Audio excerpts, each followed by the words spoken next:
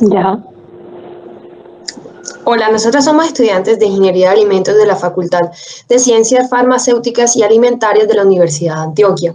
Este trabajo es presentado al profesor Camilo Agudelo de la materia del trabajo integrado del aprendizaje. Para esta presentación vamos a hablar un poco sobre la vida útil de los alimentos. Los objetivos de este estudio es adquirir conocimiento sobre la vida útil de los alimentos, los factores que la afectan y las metodologías para aplicar el estudio de las materias primas. Para este trabajo consultamos dos definiciones de autor sobre qué es la vida útil de los alimentos. Entonces, la vida útil de un alimento se define como el tiempo finito después de su producción en el que éste empieza a presentar deterioro microbiológico, sensorial y físico-químico. Otra de las definiciones también encontradas en la bibliografía habla sobre el tiempo transcurrido entre la fabricación y en el momento en que se empiezan a presentar esos cambios significativos en él, como ya lo mencionamos anteriormente, esos cambios físico-químicos, microbiológicos y sensoriales. Algunos de los factores que afectan la vida útil de un alimento se basan en el tipo de materia prima, en la formulación de este producto, el proceso que se les aplica, las condiciones sanitarias del proceso, envasado y almacenamiento de este. También tiene que ver mucho desde el momento en que el consumidor lo compra y lo lleva a ya sea a su casa o a donde lo vayan a almacenar. Deben haber unas buenas prácticas para que este producto cumpla con la vida útil que se promete. Algunas de las metodologías de estudio de vida útil de los alimentos son los análisis laboratoriales. En estos se habla sobre los análisis de microorganismos indicadores de alteración. Estos son microorganismos cuya presencia en los alimentos a cierto nivel puede utilizarse para estudiar o para predecir la vida útil de un producto. También están los estudios de durabilidad, que son pruebas que permiten evaluar el crecimiento de microorganismos, formulación de toxinas o metabolitos. Y ensayos de desafío, que son estudios de laboratorio que miden el crecimiento de microorganismos, toxinas o metabolitos, pero de especial interés. Y estos estando en el alimento en cuestión. Algunos de los indicadores de deterioro microbiológico son los aerobios ciclófilos totales, enterobacterias, coliformes totales y coliformes fecales, Escherichia coli, Staphylococcus aureus, Bacillus cereus, enterococos, Clostridium sulfitoreductores, Clostridium perfringens, hongos filamentos y levaduras. Metodologías de estudio de vida útil de los alimentos. En esta parte ya hablamos un poco sobre la metodología de estudio microbiológica o microbiología predictiva. La microbiología predictiva tiene como objeto predecir el comportamiento de los microorganismos dentro del alimento en función de los factores que pueden afectarlos, afectar su crecimiento, la producción de toxina o metabolitos y su supervivencia. Esta es una herramienta muy útil para proporcionar como una base para decir cuánto va a durar un alimento o el control para el análisis de peligros y puntos de control crítico. Algunos de los indicadores de deterioro físico-químico son el NBBT, índice del TMA, compuesto de degradación de ATP, aminas y pH. En la metodología de estudio de vida útil de los alimentos también se encuentra el análisis sensorial. Este es un análisis que se hace en base al deterioro de las características sensoriales, que es la causa que determina la vida útil de la mayor parte de los alimentos. Entonces, esto consiste básicamente en la evaluación de las características sensoriales de un conjunto de muestras en diferentes tiempos de almacenamiento, que es lo que vamos a hacer en nuestro trabajo de acompañamiento que verán a continuación. Algunos de los indicadores de deterioro sensorial son las pruebas de discriminación o diferencia, prueba de triángulo, prueba de dúo-trío, comparación pareada y pruebas descriptivas. Para nuestro trabajo de acompañamiento nos basamos en un artículo que estudia la vida útil del jamón de cerdo mediante pruebas aceleradas. Los autores de este estudio, de este artículo, se llaman Luis Enrique Guzmán Carrillo, Diana Paola Martínez Duque, Darío Enrique Martínez Zuluaga, Diafanor Acevedo, Piedad Margarita Montero.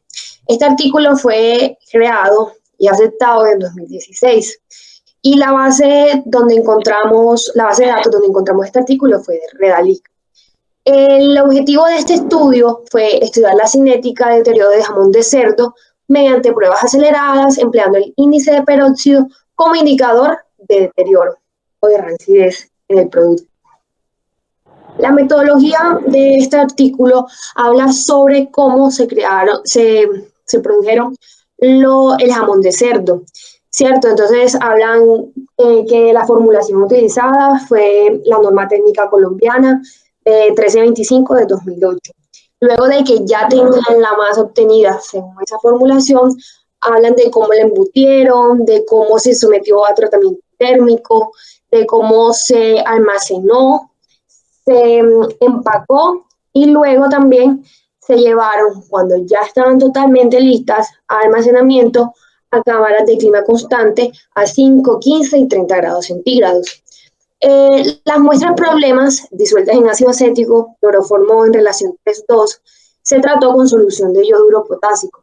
El yodo liberado se valoró con solución de tiosulfato sódico de 0,02 molar y según el método ISO 3960 de 2007 para la técnica de determinación del índice de peróxido.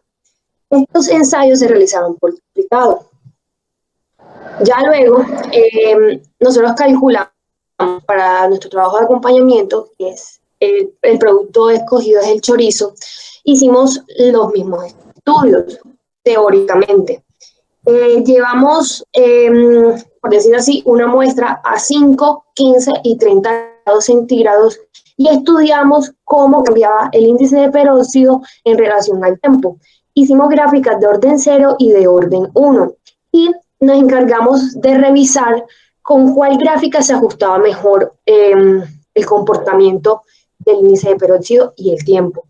Y nos dimos cuenta que el modelo que mejor se ajusta para las 3 temperaturas es la de gráfica de orden 0.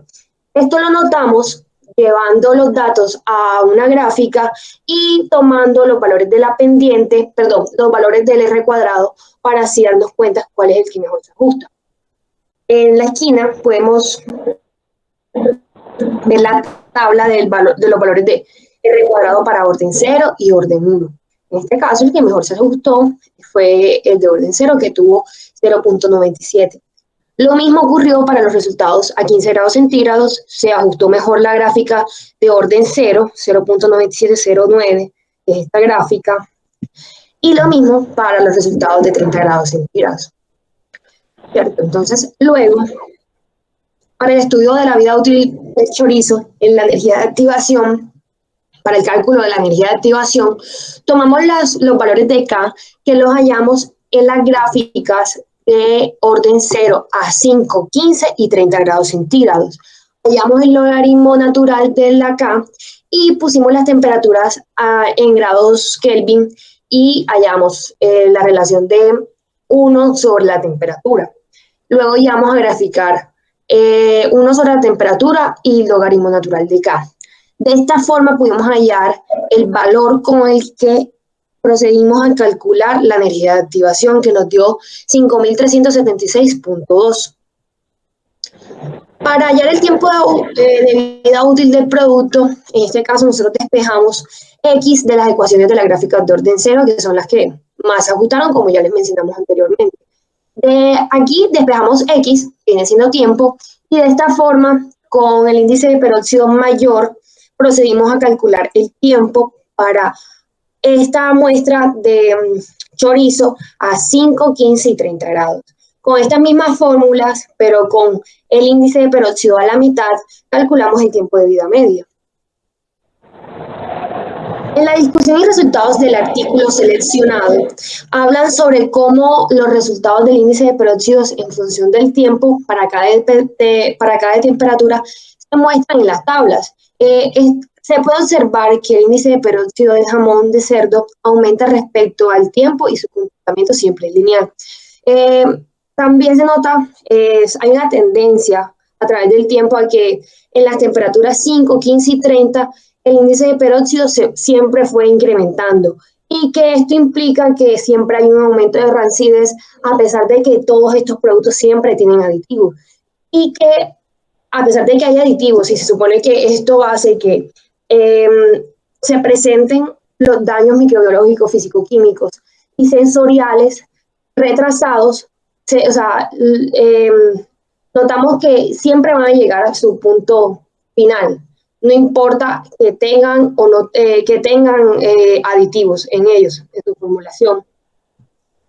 En las conclusiones del artículo teórico se mostró que el jamón de cerdo tiene un aumento de índice de peróxido en función del tiempo y que exhibe una cinética de cero. Y también hablamos de que este tipo de estudios indica que la existencia de mecanismos para obtener en un tiempo relativamente corto la información necesaria para determinar la vida útil de los productos. También hablan sobre el cálculo de energía de activación, la vida útil allá para el jamón de cerdo, el tiempo de vida media también allá para el jamón de cerdo y por qué se obtienen estos resultados. Estas fueron algunas de las referencias que tomamos para hacer nuestro trabajo de vida útil de alimentos. Y a continuación, mi compañera Isabela Morales va a hablarles un poco sobre el laboratorio de la vida útil de los alimentos, el cual realizamos con unas muestras de pan. Bueno, la observación del efecto de la actividad acuosa en el pan como indicador de vida útil. El objetivo del laboratorio de vida útil fue observar durante 7 días el comportamiento en diferentes ambientes del pan tajado sin empaque y simulando su empaque con una bolsa cerca, analizando cómo afecta la actividad acuosa en apariencia y aroma para determinar su vida útil a través de cinética de orden 0 y de orden 1 y también determinar su energía de activación. Bueno, nuestra metodología fue la siguiente. Tomamos 4 muestras de pan. En la foto que pueden ver a la izquierda, el pan al ambiente se tomó en platos desechables y se rotularon pan ambiente y pan refrigerado, que fueron las 2 temperaturas con las cuales trabajamos. A la derecha se pueden ver los panes que se simularon con el empaque de bolsas herméticas, igualmente a las mismas temperaturas, pan en ambiente y pan refrigerado. Bueno, los resultados que obtuvimos fueron a través de la cinética de orden 0 y orden 1, según se ajustaran mejor nuestros datos, como mi compañera ya explicó anteriormente. Y estos tiempos fueron en una temperatura de 4 grados centígrados, fue la temperatura de refrigeración, y de 25 grados centígrados fue la temperatura ambiente. De las 2 muestras que tomamos del pan en bolsa, sus tiempos fueron de 111 días y 177 días a 25 grados centígrados. Y para la siguiente muestra en bolsa fueron de 6.7 días y de 6.3 días.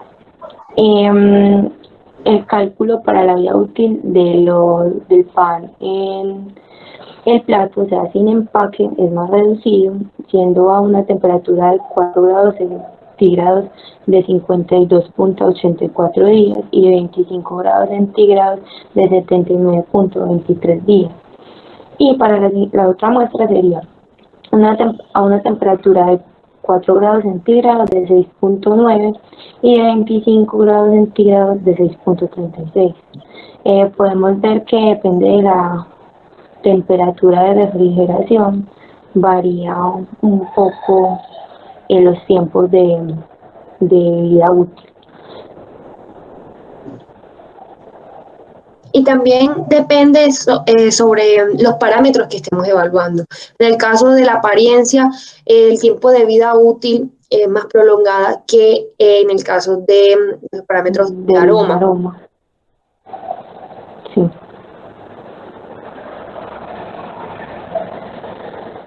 Listo. En los análisis de resultados se puede llegar a la conclusión de que el pan se vio mucho más afectado las muestras que estaban totalmente descubiertas, las que estaban en el plato, que no tenían ningún tipo de empaque. Al paso de los días, desde el día 1 al día 7, estas muestras perdieron elasticidad y aumentaron su firmeza, volviéndose más rígidas y más duras.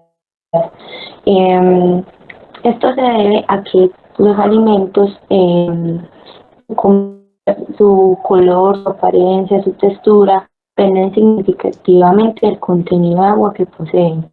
Y como estas muestras se encontraban a la intemperie sin nada que las protegiera, perdieron su actividad acuosa, dejándolas una textura ya poco agradable y acabando con su tiempo de vida útil en menor tiempo a comparación de las otras dos muestras que estaban en bolsas herméticas que no sufrieron cambios tan drásticos en su textura y apariencia.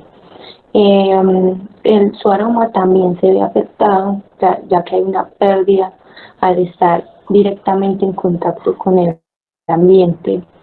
Esto se debe también a la retrogradación del almidón, ya que el pan tiene alto contenido de almidón y este sufre un proceso de retrogradación donde los polisacáridos ramificados tienen sus ramas extendidas cuando el pan está fresco.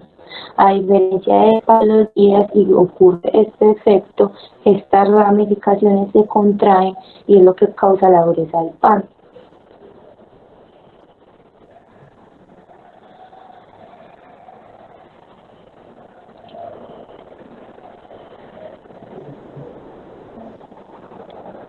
Bueno, las conclusiones de nuestro laboratorio de vida útil es que la actividad acuosa es uno de los factores que más intervienen en la alterabilidad y en las características organolépticas y la durabilidad del pan.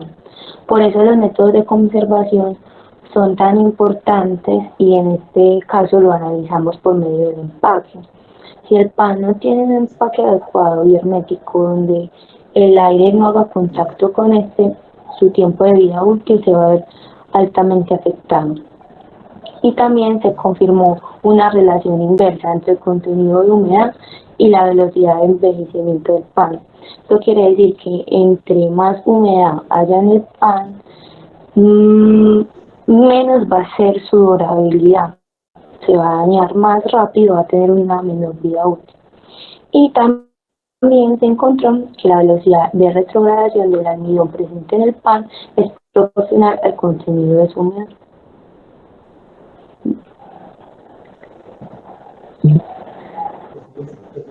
Bueno, nuestras referencias en las cuales nos basamos para encontrar la información sobre la actividad acuosa del pan, la retrogradación y en sí diseñar todo el experimento para que fuera lo más práctico y real posible.